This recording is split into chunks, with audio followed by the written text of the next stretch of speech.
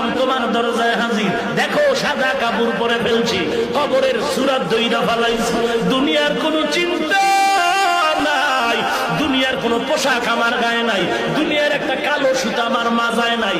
ও মাওলা, আমি তোমার পাগল হইয়া সাদা কাপড় পরে এখন ঘুরতেছি।